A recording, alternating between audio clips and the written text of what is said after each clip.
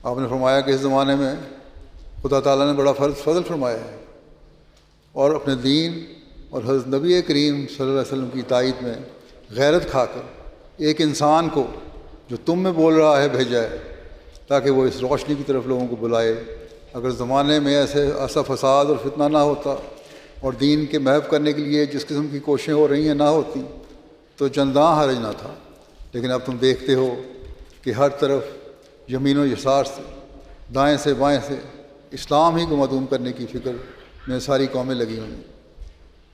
اب یہ آج کل بھی آپ دیکھ لیں، اس زمانے میں تو مذہب کو ختم کرنے کے لیے تھا چرچا ہو رہا، لیکن آج کل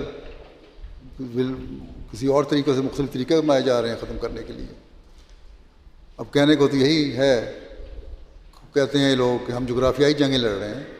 ٹھیک ہے، جغرافیائی جنگیں بھی ہو رہی ہیں، سیاسی اور جغرافیائی جنگیں بھی ہیں، لیکن اندر ہی اندر بہت سارے لوگوں کے دلوں میں اسلام کے خلاف ایک بغض اور کینہ ہے، اور اس کا نتیجہ یہ نکلے گا کہ آہستہ آہستہ آج ایک فلسطین کے اوپر حملہ ہے،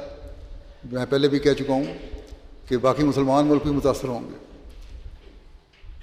آج ایک ملک متاثر ہے، پھر دوسرا ہوگا، پھر تیسرا ہوگا، اور یہ شروع ہو چکا ہے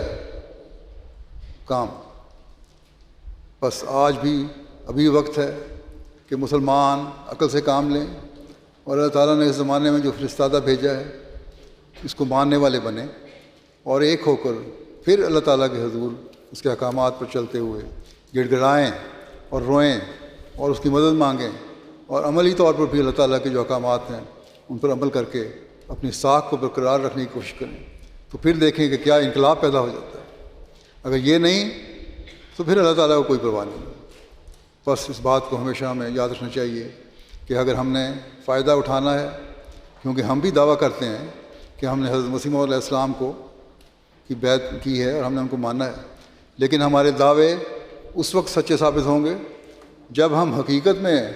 عملاً اپنی حالتوں کو بھی اس مقام پر لے جانے والے بنیں گے، یا اس کی کوشش کرنے والے بنیں گے جس پر حضرت مسیح موعود علیہ السلام ہم کو لے جانا چاہتے ہیں، اور جو حقیقی اسلامی تعلیم کے حاصل کرنے سے مل سکتا ہے۔